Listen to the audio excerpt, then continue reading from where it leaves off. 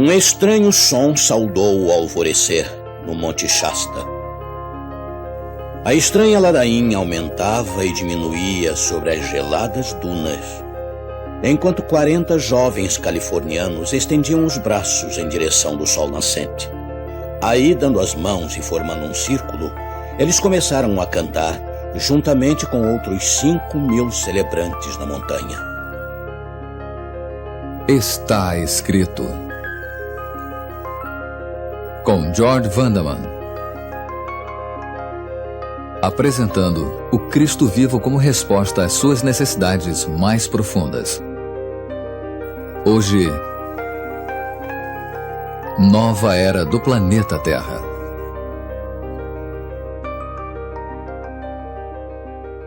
Acontecimentos incomuns não são novidade aqui na Califórnia, mas isto foi mais do que uma loucura típica de verão. Convergência harmônica, eles o chamaram. Por todo o mundo, naquele domingo, os fiéis da nova era se reuniram em 36 locais que eles consideram sagrados. Em locais como Grand Canyon, nas pirâmides do Egito e o Monte Fuji, no Japão, eles se reuniram para dar as boas-vindas à nova era de paz e amor. Durante meses, os devotos da nova era vêm estudando as antigas profecias dos índios norte-americanos, ligando-as aos calendários do culto ao sol dos maias e índios astecas. Eles concluíram que um alinhamento especial dos planetas e constelações no domingo e segunda, 16 e 17 de agosto de 1987, produziria energia purificadora para o nosso planeta. Os seguidores da nova era viram uma oportunidade única. Esta era supostamente a primeira vez em 23.412 anos que o céu havia se colocado em uma posição tão abençoada. Emil Canning, líder do grupo em Shasta, implorou: 144.000 dançarinos do sol abastecidos com o sol trarão a nova era. Permita que você se torne um dos 144.000 dançarinos do sol. Isso resultará na paz mundial e na diminuição das catástrofes. Bem, eles atingiram aquele número naquele domingo, mais dos 144.000 dançarinos do sol exigidos, mas suas esperanças para uma nova era fracassaram. Naquela mesma noite, o voo 255 da Northwest caiu em Detroit. O segundo pior desastre aéreo da história dos Estados Unidos. Dificilmente o que os seguidores da nova era esperavam depois de suas ladainhas. O fim de semana também passou sem o aparecimento em massa de discos voadores como alguns tinham predito. Provavelmente a coisa mais próxima de uma visita de alienígenas foi informada por um dos moradores do Monte Shasta. Estamos vendo uma forma em nossa televisão que se parece com uma pomba com as asas bem abertas. Não sabemos explicar. Bem, talvez o consertador de TV soubesse, ou talvez não. Algo mais do que ridículo estava acontecendo. O movimento Nova Era havia dado as mãos com o mundo dos espíritos. Eventos do fim de semana incluíram comunicações do além, onde personalidades famosas, falecidas supostamente, revelavam seus desejos harmônicos através dos médiuns. Em uma planície abaixo do Shasta, cheia de dunas, 200 peregrinos de Los Angeles pagaram $35 cada para ouvir reverentemente o apóstolo João, dos tempos bíblicos, falar a eles através do médium Jerry Bowman. Foi o que eles pensaram. Oh, chega, amigo, desta especulação fora da Bíblia, você não acha? Não nos custará $35 para descobrir o que o apóstolo João disse realmente sobre a nova era. Em seu evangelho no Novo Testamento, ele cita as palavras de Jesus, palavras que você talvez saiba de cor. Não se turbe o vosso coração. Credes em Deus, crede também em mim. Na casa de meu pai há muitas moradas. Se assim não fora, eu vou teria dito. Vou preparar-vos lugar. E se eu for e vos preparar lugar, virei outra vez e vos levarei para mim mesmo, para que onde eu estiver, estejais vós também. Que maravilhosa eternidade teremos no Senhor Jesus Cristo. Esta nova era, como a Bíblia explica, começa com a vinda de Cristo em poder e glória. Oh, visualize a gloriosa cena, o Filho de Deus cortando os céus, descendo pela estrada salpicada de estrelas do céu, servido por miríades de anjos. Aí ele brada com voz de trovão: desperte, você que dorme no pó da terra, desperte para a vida eterna. E entes queridos que você perdeu a ouvirão. Aquela voz chamando os mortos será ouvida pelo mundo todo. Famílias serão reunidas. Crianças levadas pela morte serão colocadas de novo nos braços de seus pais. Que dia de reunião! Enquanto os santos ressurretos forem levados para cima para encontrarem Jesus, nós que temos estado vivendo nos juntaremos a eles no ar. Imagine a sensação, desafiar a gravidade enquanto planamos pelo céu. Sem traje espacial, navegaremos pelas estrelas até o nosso lar celeste. E quando chegarmos lá, que recepção nos aguarda! Multidões de anjos ao nosso redor, cantando hinos de louvor a Deus. Nós nos sentaremos em um banquete de boas-vindas, melhor do que qualquer jantar de que você já participou na Terra. E o melhor de tudo, o próprio Pai Celeste nos apresentará nosso lar no paraíso. E que lar ele vai ser? Mansões. Como elas serão? Certamente mais gloriosas do que as habitações mais ricas da Terra. Eu mal posso esperar para vê-las, e você? E mais, eu mal posso esperar para ver o Senhor em pessoa, o nosso Rei Celeste. Agora, o que iremos fazer após nos instalarmos em nosso lar celeste? Bem, o livro de Apocalipse revela mais do plano de Deus. Apocalipse 20, versículo 6. Bem-aventurado e santo aquele que tem parte na primeira ressurreição. Sobre estes não tem poder a segunda morte, mas serão sacerdotes de Deus e de Cristo, e reinarão com ele 1000 anos. A ressurreição dos fiéis quando Cristo vier é chamada de a primeira ressurreição. Bem, haverá uma ressurreição para os não crentes também? Sim, o versículo 5 de Apocalipse 20 nos diz: mas os outros mortos não reviveram até que os 1000 anos se acabaram. Portanto, uma segunda ressurreição ao final dos 1000 anos ressuscitará aqueles que rejeitaram a Jesus. Eles enfrentarão o julgamento e a segunda morte, como veremos mais tarde neste programa. Mas podemos pensar, por que Deus esperaria 1000 anos para julgar o pecado? Pelo seguinte, ele não destruirá o ímpio enquanto todo o universo não entender por completo o motivo, até que você e eu entendamos. O apóstolo Paulo fala de um tempo em que, de acordo com a primeira aos Coríntios, no capítulo 6 e no versículo 2, os santos hão de julgar o mundo. Isto será durante nossos 1000 anos no céu, de acordo com Apocalipse 20, versículo 4. Sim, Deus abrirá os livros para nós e haverá bastante tempo para termos nossas perguntas respondidas. Perguntas sobre coisas que nunca conseguiremos entender. Tais como, por que Deus deixa bebês morrerem? E por que ele não curou certas pessoas apesar de toda a sua fé? Sabe, muitas vezes neste lado da eternidade a vida aparenta ser um emaranhado, quando todo o tempo Deus estava trabalhando para o nosso bem. Ele nos explicará tudo no céu. Agora vemos como que num espelho em enigma, mas então nós finalmente entenderemos o que agora só podemos aceitar pela fé. Quando chegarmos ao céu e olharmos ao redor, iremos ter novas perguntas. Perguntas como, onde está o meu pastor? Por que ele não veio? Eu pensei que ele fosse um homem de Deus.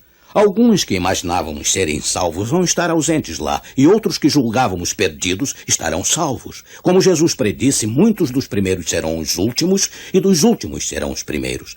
Sim, Deus vai separar tempo para explicar tudo. Veremos que ele de fato fez todo o possível para salvar todas as almas através da história da humanidade. E quando todas as nossas perguntas tiverem sido respondidas no céu, estaremos preparados para testemunhar o solene castigo dos não salvos no final dos 1000 anos.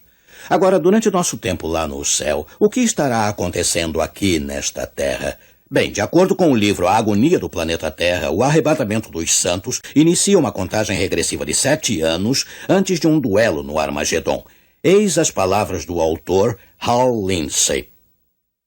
Após os cristãos terem ido, ou seja, arrebatados, Deus vai se revelar de um modo especial a 144.000 judeus que Billy Graham libertou nesta terra.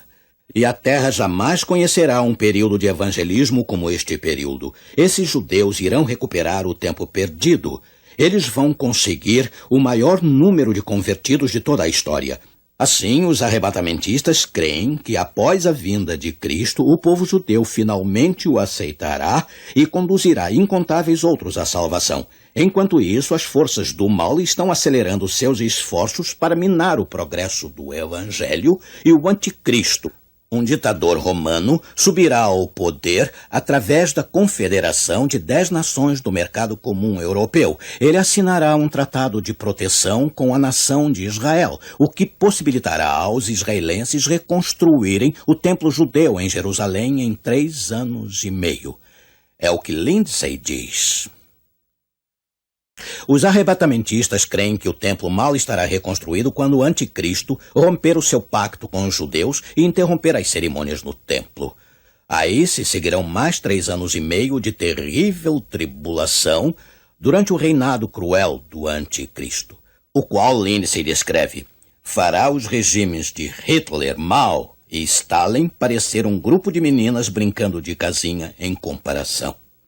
Então, continua Lindsay, uma colossal luta militar se iniciará no Armagedon. Nesse momento crucial, Cristo retornará mais uma vez à Terra com a Igreja para destruir o anticristo e todas as forças pagãs. Então ele governará o mundo de Jerusalém. Uma teoria bem impressionante, mas quanto disso tudo é fato? Vamos lembrar o que o apóstolo Paulo ensinou a respeito do anticristo. Ele disse que este poder enganador traria a tribulação ao povo de Deus antes do arrebatamento. Todos os reformadores concluíram que o anticristo e a tribulação viriam antes da segunda vinda de Cristo. Só depois que a Contra-Reforma destruiu a sua fé profética, os protestantes passaram a crer o contrário. Se você lembrar, nós discutimos em nosso último programa que os não salvos cairão mortos quando Jesus vier para levar os salvos para o céu. Seus corpos ficarão espalhados sobre a terra. Você sabia que um dia, muito em breve, num período de poucas horas, esta terra ficará despovoada, sem nenhum ser humano vivo, em parte alguma do mundo?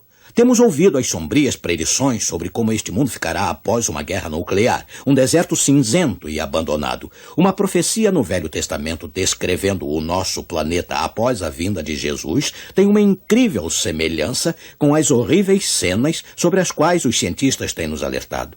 Jeremias 4, versículos 23 a 27. Observei a terra, e eis que estava assolada e vazia, e os céus e não tinham a sua luz. Observei os montes, e eis que estavam tremendo, e todos os outeiros estremeciam. Observei e vi que homem nenhum havia, e que todas as aves do céu tinham fugido. Vi também que a terra fértil era um deserto, e que todas as suas cidades estavam derribadas diante do Senhor, diante do furor da sua ira. Porque assim diz o Senhor, toda esta terra será assolada, de todo, porém, a não consumirei. O profeta descreve a terra após a vinda de Cristo como sendo sem forma e vazia, assim como no primeiro capítulo de Gênesis, antes da criação estar completa. Nenhuma vida humana permanece, nem os pássaros voam.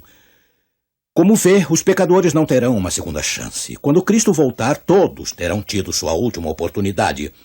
Nesta mórbida cena está o capítulo final da história da Terra? Oh, não. Você notou o raio de esperança. Deus promete, de todo, porém, a não consumirei. Sem dúvida, ele ainda tem planos para este planeta, como veremos em breve. Agora, onde Satanás passará os 1000 anos de terra vazia? Apocalipse 20 explica que o diabo será exilado, confinado a esta terra, em um poço sem fundo, sem ninguém para tentar. Ora, não se pode trancar literalmente Satanás com uma chave ou restringi-lo com uma corrente de verdade. E nenhum poço sem fundo, nenhum encantamento do sono poderá detê-lo. Então o que isto pode significar? Simplesmente um meio simbólico de dizer que Satanás será finalmente detido. Ele e seus anjos serão confinados a esta terra. Sabe, hoje Satanás anda ao redor bramando como um leão, procurando pessoas para devorar com a tentação. Mas após a vinda de Jesus, cada ser humano estará morto ou salvo. O grande rebelde não terá nada para fazer durante 1000 anos a não ser vagar sobre a terra escura e desolada entre as ruínas que ele provocou. Mas a Bíblia diz que o diabo será solto outra vez após ter sido afastado por 1000 anos. Evidentemente, ele terá seus seguidores ímpios de volta, como lemos aqui nos versículos 7 e 8 de Apocalipse 20. Observe. E acabando-se os 1000 anos, Satanás será solto de sua prisão e sairá a enganar as nações que estão sobre os 4 cantos da terra, Gog e Magog, cujo número é como a areia do mar, para as ajuntar em batalha. As coisas acontecem bem depressa. Satanás, solto pela ressurreição dos perdidos, assume a liderança de seu novo exército de rebeldes ressurretos. Lembre-se, mas os outros mortos não reviveram até que os 1000 anos se acabaram. O que acontece a seguir? Bem, o drama se revela no versículo 9. E subiram sobre a largura da terra e cercaram o arraial dos santos e a cidade amada. Mas desceu fogo do céu e os devorou. Que cena! Como é que a cidade santa, o acampamento dos santos, veio parar aqui afinal? Não estávamos no céu com Jesus? Isto é incrível! Eu não acreditaria se eu não tivesse visto na Bíblia. Ouça os versículos 1 a 3 de Apocalipse 21. E vi um novo céu e uma nova terra, porque já o primeiro céu e a primeira terra passaram e o mar já não existe. E eu, João, vi a santa cidade, a nova Jerusalém, que de Deus descia do céu, adereçada como uma esposa ataviada para o seu marido. E ouvi uma grande voz do céu que dizia: Eis aqui o tabernáculo de Deus com os homens, pois com eles habitará, e eles serão o seu povo, e o mesmo Deus estará com eles, e será o seu Deus. Você pode imaginar o que será para nós viajar do céu de volta à terra e assistir a cidade santa descer do céu? Segundo o profeta do Velho Testamento Zacarias, Cristo ficará aquele dia sobre o Monte das Oliveiras, nos arredores das ruínas da Jerusalém atual. Seus pés dividirão a montanha em uma grande planície, na qual a nova Jerusalém pousará. Você conhece a bem-aventurança. Bem-aventurados os mansos, pois eles herdarão a terra. Não este velho planeta envenenado, uma nova terra pura e sem poluição, livre dos ataques do pecado, logo após nossos 1000 anos no céu. Após a cidade santa ter se assentado nesta terra, todos que já viveram estarão vivos, juntos dentro ou fora da cidade. Visualize a cena. Satanás compara seu grande exército com um número bem menor dentro da cidade. Os números favorecem a ele. E ele tem líderes militares de toda a história o apoiando. Hitler está lá, juntamente com seus rudes e habilidosos generais que nunca perderam uma batalha. Satanás reúne suas forças para um ataque feroz e final contra o trono de Deus na Cidade Santa. O grande exército de rebeldes avança firme. Aí o que acontece? Acontece um inferno. O fogo desce de Deus vindo do céu e os devora. O livro diz: a terra se transforma num vasto lago de fogo, mas a cidade de Deus permanece a salvo sobre ela, assim como a arca de Noé navegou segura nas águas do dilúvio. O inferno esquentará tanto que o pecado e os pecadores não sobreviverão, mas após essas chamas terem feito seu trabalho, elas se apagarão. Assim como as águas no dia de Noé desceram e a arca pousou de volta sobre a terra, assim o lago de fogo cederá e a cidade santa pousará segura sobre um planeta purificado. Aí Deus tirará a beleza das cinzas, recriando a terra tão bonita quanto ela era no Éden. E finalmente a rebelião terminará para nunca mais perturbar novamente o universo feliz. O pecado será banido para sempre, com ele a morte, a dor e a tristeza. Deus dará este planeta renascido ao seu povo como nosso lar permanente.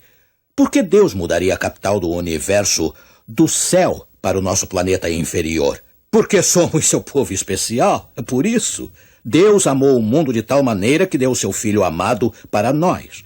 Jesus não foi um empréstimo, mas um presente, e ele ainda pertence a nós hoje. Para sempre nosso Salvador, ele pertencerá à família humana, nosso irmão, assim como nosso Senhor. E aqui em Jerusalém, onde Jesus sofreu e morreu por nossos pecados, será o lugar do trono eterno de Deus. Através de incessantes séculos, os cidadãos do universo adorarão conosco no local da nossa salvação. Eu quero estar lá, você não? Quer você perceba ou não, neste momento você está decidindo o seu destino eterno. Quando o fogo cair, você não terá que ficar do lado de fora da cidade santa com o diabo e a destruição. Você pode estar em segurança dentro com o Senhor Jesus Cristo. Neste momento eu peço para você entregar a sua vida a Ele. Deposite sua confiança na salvação dele e você será incluído na nova era de Deus no planeta Terra.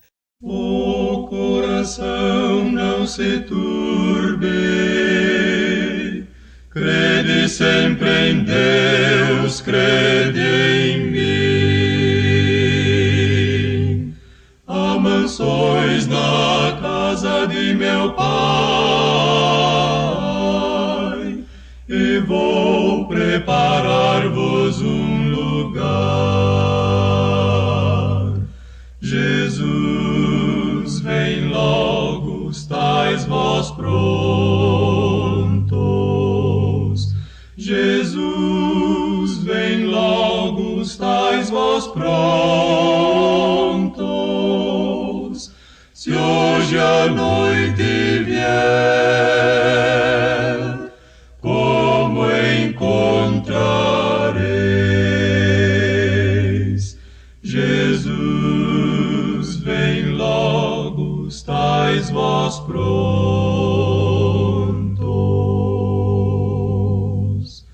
Porque ainda esperas, são fiéis promessas de Deus. Se Jesus comprou-te no Calvário, buscar logo vem os filhos seus. Jesus, vem logo, estais vós prontos. Jesus, vem logo, estais vós prontos. Se hoje a noite vier, como encontrareis? Jesus, vem logo, estais vós prontos.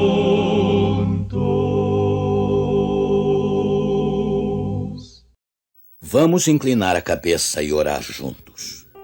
Querido Pai Celeste, obrigado por abrires o futuro a nós, 1000 anos dele. Agora abre nosso coração, recebe-nos pelo teu amor, que ninguém que tenha ouvido a minha voz diga não a este apelo. Em nome do abençoado Salvador. Amém. Infelizmente, chegou o momento de dizer até logo a todos, mas lembre-se, está escrito, nem só de pão viverá o homem, mas de toda a palavra que sai da boca de Deus.